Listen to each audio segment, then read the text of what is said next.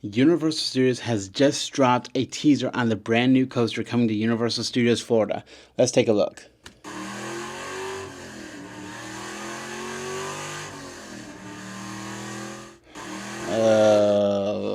Okay. So it sounds and looks like Fast and Furious, but what if I told you it wasn't? Bear with me for a second. We're going to skip to the end of the teaser. And stop.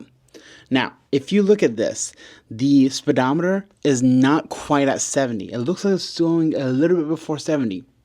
Bear with me. If we go back to my old video where I described and told you what I believe is going to be replacing Rip Ride Rockit, it was an Intamin vertical launch. Now let's look at that video.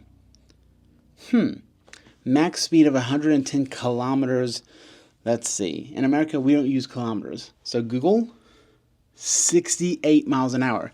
That speedometer looks like it might be going 68 miles an hour, which means this is not a teaser for the IP. I believe it is a teaser for the speed of the coaster, which means my theory that it could be something that encompasses all of Universal is still possible, and I'm really hoping so. I'm going to let you know more whenever I know more. Trust me, come back here on the day it's revealed. I'm going to have a whole video out. I cannot wait to see what coaster comes here. Do you believe it's going to be Fast and Furious? Do you believe it's going to be Ghostbusters? Or do you believe, like me, that it could be something that encompasses all of Universal? Something like a great Hollywood movie ride. What do you think? Let me know.